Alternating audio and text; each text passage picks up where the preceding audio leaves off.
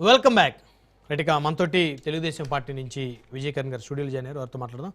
Good evening అండి విజయకరణ్ గారు. Good evening అండి. అంతా ఓకేనా? కూటమిలో లొక్కలొక్కలు ఏం లేకుండా సమన్వయపరుచుకుంటూ ఇప్పుడు అందరూ చాలా ఆతృతగా ఎదురు చూశారు.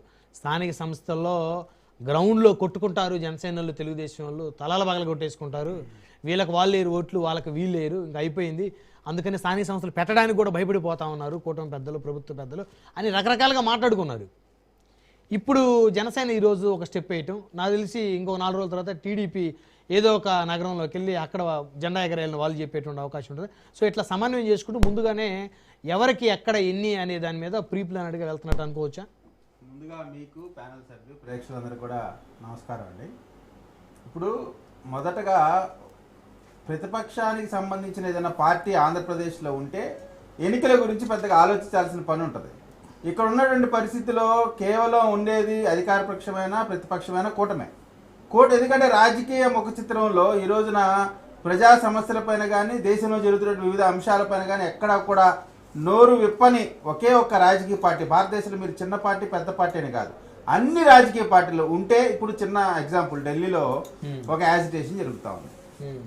ఉంటే దానికి అనుకూలంగా లేదా వ్యతిరేకంగా ఏదో ఒక స్టాండ్ మీద ఉండేటువంటి రాజకీయ పార్టీలు భారతదేశంలో చిన్నది పెద్దది సినిమా యాక్టర్లు లేదా ఎవరన్నా కానీ ఏ స్టాండు లేకుండా మౌన మునిలాగా ఉండేటువంటి రాజకీయ పార్టీ కేవలం వైఎస్ఆర్ కాంగ్రెస్ పార్టీ.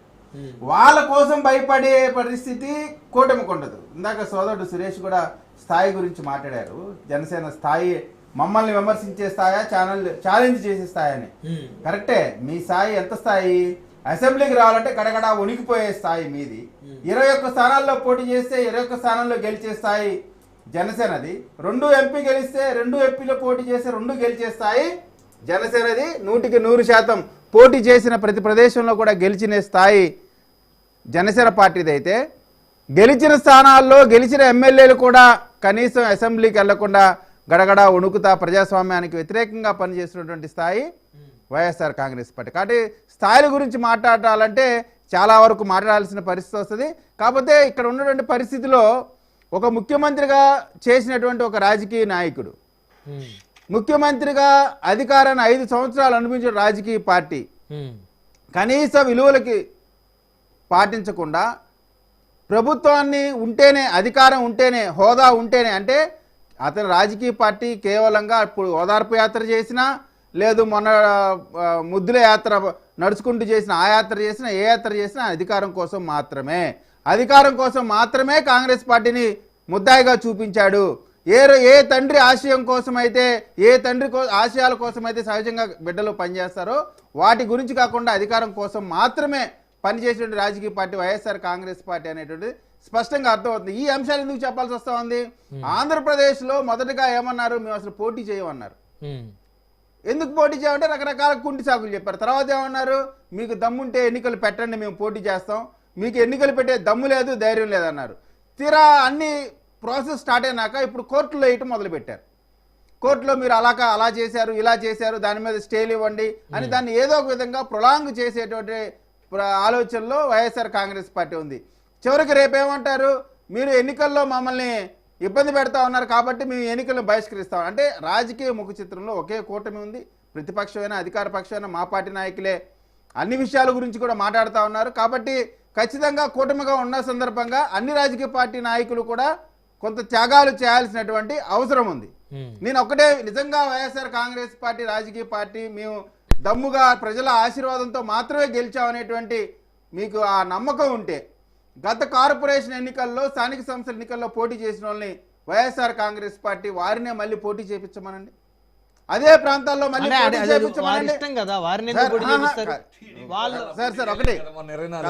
కదా. కాబట్టి కూటమిలో ఎవరికి ఇవ్వాలి, ఎవరి దగ్గర ఎవరు పోటీ చేయాలని మీకు అనవసరమైన విషయాల గురించి మీరు పెద్ద అనలైజేషన్ చేసి అక్కడ అంత పర్సెంట్ ఇంత పర్సెంట్ ఏదైతే అప్పుడు 0.5% 2% అని ఈ పర్సంటేజ్ పార్టీ ఉంది కదా వైఎస్ఆర్ కాంగ్రెస్ పార్టీ. ఆ పార్టీ చెప్పేటువంటి లైన్లో కూటమి పనిచేయదు. కూటమికి ఒక లైన్ ఉంటుంది. వైఎస్ఆర్ కాంగ్రెస్ పార్టీ ఏ విధంగా అయితే రాజకీయ పార్టీగా ఉందో అదే విధంగా అనేక రాజకీయ పార్టీలు ఉన్నాయి. వాటిలో ప్రధానంగా 3 పార్టీలు అధికారులు ఉన్నాయి. ఒకటి Telugu Desam party, Janasena party, BJP party. ఆ 3 పార్టీలకు సంబంధించినటువంటి క్యాడర్ని, లీడర్ని కన్విన్స్ చేసుకొని అందరి చోట్ల కూడా ఇప్పుడు 21 స్థానాల్లో జనసేన పోటీ చేస్తే 21 స్థానాల్లో తెలుగుదేశం నాయకులు కూడా అప్పటి వరకు ఉన్నటువంటి ఇన్ఛార్జీలు ఆగిపోయినటువంటి పరిస్థితి ఉంది కదా.